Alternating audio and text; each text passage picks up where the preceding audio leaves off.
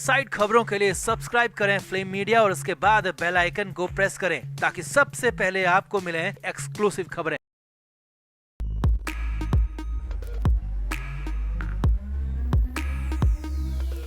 तो मुंबई में इस वक्त लॉरेंस गैंग का खौफ हर किसी को बेचैन कर रहा है। खासकर पॉलिटिशियन, सेलिब्रिटी और बड़े बड़े बिजनेसमैन सब सकते में है। कब किसका नंबर आ जाए कुछ कहा नहीं जा सकता। बाबा सिद्दीकी के बाद हर किसी की नींद उड़ी हुई है और उद्धव ठाकरे की तो हालत इतनी ज्यादा खराब हो गई कि उद्धव को अस्पताल में भर्ती कराना पड़ा और हाथों हाथ उद्धव की एंजियोप्लास्टी सर्जरी भी करानी पड़ी। खबर है कि बाबा सिद्दीकी के बाद से उद्धव को लगातार घबराहट और बेचैनी की शिकायत हो रही थी और हार्ट में दर्द के बाद 14 तारीख की सुबह सुबह उद्धव को अस्पताल में ले जाना पड़ा। उद्धव के परिवार वाले और करीबी सब अस्पताल में जमा हो गए। तो क्या है पूरी खबर, अब कैसी है उद्धव ठाकरे की सेहत, पूरी डिटेल खबर आपको दिखाते हैं। क्या कहा आदित्य ठाकरे ने, सब आपको बताते हैं। आप भी वीडियो को शेयर करें और अपनी राय कमेंट बॉक्स में जरूर दें। तो महाराष्ट्र के पूर्व मुख्यमंत्री उद्धव ठाकरे की तबीयत बिगड़ने के बाद सोमवार यानी कि 14 अक्टूबर को सुबह सुबह मुंबई के रिलायंस अस्पताल में उन्हें भर्ती कराया गया। उनकी हार्ट आर्टरीज में ब्लॉकेज की जांच हुई। कहा जा रहा है कि 12 अक्टूबर को दशहरा रैली के बाद से ही उनकी तबीयत ठीक नहीं थी। इसके बाद बाबा सिद्दीकी की खबर सुनने के बाद तो वो बुरी तरह घबरा गए। पहले उन्होंने पेट दर्द और सिर चकराने की शिकायत की, जिसके बाद डॉक्टर्स को मातोश्री बुलाया गया। 13 तारीख को पूरे दिन और पूरी रात उद्धव बेचैन रहे, बार बार डॉक्टर से एंजाइटी की बात करते रहे। इसी बीच उद्धव का ब्लड प्रेशर भी अचानक फ्लक्चुएट करने लगा और उद्धव ने हार्ट में यानी कि सीने में दर्द की भी शिकायत की, जिसके बाद तो 14 अक्टूबर को सुबह सुबह उद्धव को अस्पताल ले जाना पड़ा, जहां उनके हार्ट में सीरियस ब्लॉकेज पाए गए और अस्पताल में उद्धव की हालत को देखते हुए तुरंत एंजियोप्लास्टी सर्जरी करनी पड़ी। सामने आया कि उद्धव की लेफ्ट इंटीरियर डिसेंडिंग यानी कि LAD आर्टरी में ब्लॉकेज हटाने के लिए ऑपरेशन किया गया। मेडिकल रिपोर्ट से पता चला है कि इस आर्टरी में उद्धव के करीब 60% ब्लॉकेज थे। यहाँ आपको बता दें कि पहले भी 2 बार उद्धव की एंजियोप्लास्टी सर्जरी हो चुकी है, जिसमें 100% ब्लॉकेज मिले थे। 2012 में 2 बार उद्धव ठाकरे की एंजियोप्लास्टी की गई। 16 जुलाई 2012 को सीने में दर्द की शिकायत के बाद उन्हें बांद्रा के लीलावती अस्पताल में भर्ती कराया गया था, जहाँ जाँच में पता चला था कि उनके हार्ट की 3 मेन आर्टरी में से 2 में 100% ब्लॉकेज था। इसके बाद डॉक्टर ने 2 एंजियोप्लास्टी कराने की सलाह दी। तब 20 जुलाई को पहली बार उनकी एंजियोप्लास्टी हुई। उनकी हार्ट आर्टरीज में 8 स्टेंट डाले गए। इसके बाद नवंबर 2012 में उनकी दूसरी बार एंजियोप्लास्टी की गई और अब 14 अक्टूबर को तीसरी बार उद्धव ठाकरे की एंजियोप्लास्टी की गई है। अब इस सर्जरी के बाद उद्धव के बेटे आदित्य ने सोशल मीडिया के जरिए उनके अस्पताल में भर्ती होने की खबर को कंफर्म किया है और उद्धव की हेल्थ पर अपडेट भी दिया है। तो शिवसेना नेता और उद्धव ठाकरे के बेटे आदित्य ठाकरे ने सोशल मीडिया प्लेटफॉर्म X पर जानकारी दी और लिखा कि आज सुबह उद्धव ठाकरे जी को सर HN रिलायंस अस्पताल में एडमिट कराया गया, जहां उनका चेकअप चल रहा है। आपकी शुभकामनाओं के साथ जल्द सब ठीक होने की उम्मीद है। मैं उम्मीद करता हूं कि वो काम करने और लोगों की सेवा करने के लिए जल्द दुरुस्त होंगे। यहाँ आपको बता दें कि उद्धव ठाकरे ने 12 अक्टूबर को दादर के शिवाजी पार्क में दशहरा रैली की थी। रैली में भाषण के बाद से ही उद्धव की तबीयत खराब थी। जैसे तैसे रैली खत्म होने के बाद उद्धव मातोश्री पहुँचे, मगर वहाँ भी उनकी सेहत में सुधार नहीं हुआ। इसके बाद बाबा सिद्दीकी की खबर से उद्धव बुरी तरह हिल गए और उद्धव की तबीयत बिगड़ती ही चली गई। फिलहाल खबर है कि उद्धव की सर्जरी के बाद सब ठीक है। हालांकि अस्पताल में अभी भी डॉक्टर्स की निगरानी में उन्हें रखा गया है। वहीं उनके परिवार वाले और सभी करीबी नेता भी अस्पताल में उनसे मिलने पहुंच रहे हैं। तो क्या वाकई में बाबा सिद्दीकी की खबर से मुंबई में हर किसी की हालत खराब है? क्या उद्धव की अचानक तबीयत बिगड़ना भी लॉरेंस गैंग का खौफ हो सकता है? आप भी अपनी राय कमेंट बॉक्स में जरूर दें और वीडियो को भी शेयर करें।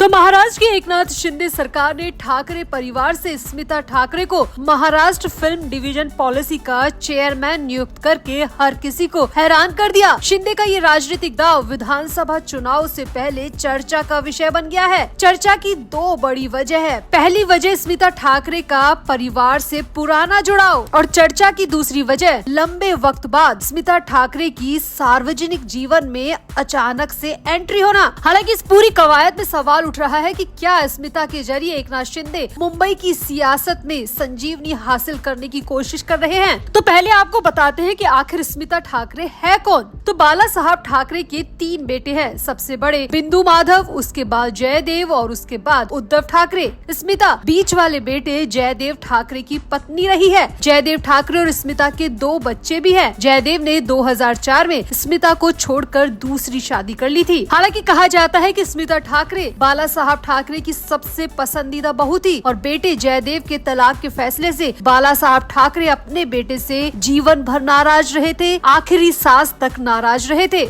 जयदेव से तलाक के बाद स्मिता फिल्म इंडस्ट्री में चली गई। 2009 में स्मिता ने कांग्रेस में जाने की बात कही थी, हालांकि बाद में उन्होंने अपना फैसला वापस ले लिया और इसके बाद 2024 में अचानक से स्मिता ठाकरे की एंट्री शिंदे गुट में हो गई है, जो कि ठाकरे परिवार के लिए बड़ा झटका है। यहाँ आपको बता दें कि स्मिता कभी शिवसेना का पावर सेंटर थी, क्योंकि वो बाला साहब ठाकरे की फेवरेट बहू थी, इसीलिए बाला साहब ठाकरे ने उन्हें पार्टी की काफी जिम्मेदारी दे रखी थी। 1995 से लेकर 2005 तक शिवसेना के भीतर स्मिता ठाकरे को पावर सेंटर माना जाता था। कहा जाता है कि स्मिता के कहने पर ही बाला साहब ठाकरे ने मनोहर जोशी की जगह नारायण राणे को मुख्यमंत्री की कुर्सी सौंपी थी। यानी कि स्मिता ठाकरे की राजनीतिक सोच समझ से बाला साहब ठाकरे भी इम्प्रेस थे। एक इंटरव्यू में स्मिता के पूर्व पति जयदेव ठाकरे ने खुद कहा था कि 2004 में स्मिता से मेरा तलाक हुआ था, लेकिन स्मिता फिर भी मातोश्री आती थी। जयदेव के मुताबिक स्मिता बाला साहब ठाकरे से काम के सिलसिले में मिलती रहती थी। बाला साहब ठाकरे ने उन्हें मातोश्री में आने की पूरी अनुमति दे रखी थी, वो कभी भी आ सकती थी, कभी भी जा सकती थी। हालांकि उद्धव ठाकरे के शिवसेना में आने के बाद स्मिता का मातोश्री में आना जाना कम हो गया था। उद्धव की वजह से उनका राजनीतिक कैनवास भी सिमट गया। स्मिता इसके बाद से ही राजनीतिक नेपथ्य में चली गई। हालांकि पहले ये कहा जाता था कि बाला साहब ठाकरे स्मिता को ही शिवसेना की कमान संभाल कर जाएंगे, लेकिन फिर अचानक से बाला साहब ठाकरे ने उद्धव ठाकरे के हवाले कर दिया।